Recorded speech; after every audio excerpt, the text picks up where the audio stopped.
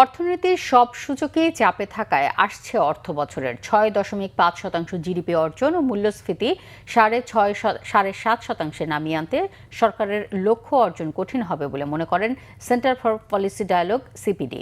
কালো টাকা সাদা করার সুযোগ রাজনৈতিক, অর্থনৈতিক ও একই সাথে নৈতিকভাবে ঠিক হয়নি বলে গবেষণা প্রতিষ্ঠানটি মনে করছে। রিপোর্ট গোলাম মইনুল আহসানের। প্রতি বছরের ধারাবাহিকতায় রাজধানী হোটেলের 2026-27 অর্থ বছরের প্রস্তাবিত বাজেটের আনুষ্ঠানিক পর্যালোচনা জানাতেই সিপিডির এই মিডিয়া ব্রিফিং এর আয়োজন। সংস্থাটির নির্বাহী পরিচালক ডক্টর ফাহমিদা খাতুন বলেন, বাজেটটি এমন একটি সময় বিএনপি সরকারকে দিতে হয়েছে যখন অর্থনীতি বিভিন্নভাবে চাপের মুখে। এমন একটা সময় এসেছে যখন অর্থনীতিতে বহুমাত্রিক চ্যালেঞ্জ রয়েছে এবং গত প্রায় 4 বছর থেকে আমরা জানি যে উচ্চ মূল্যস্ফীতি বিরাজমান। তার পাশাপাশি দেখছি আমাদের প্রবৃদ্ধি দুর্বল হয়ে পড়েছে, দুর্বল ব্যক্তি খাতের বিনিয়োগ, কর্মসংস্থান হচ্ছে না, রাজস্ব আহরণে ঘাটতি রয়েছে এবং ব্যাংকিং খাত দুর্বল অবস্থায় রয়েছে। রাজস্ব আহরণ সব বেশ কিছু লক্ষ্যমাত্রা আর একটু বাস্তবসম্মত হওয়া উচিত ছিল বলে মনে করে সিপিডি।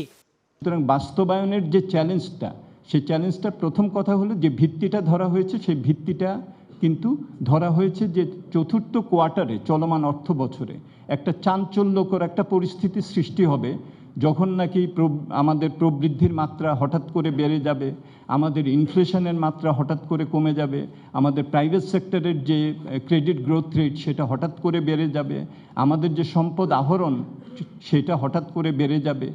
এই যে প্রাক্কলনটা করা হয়েছে, আমার মনে হয় যে এটা আরও বাস্তবসম্মত করলে বাজেটের শৃঙ্খলাটা আরও ভালো হতো।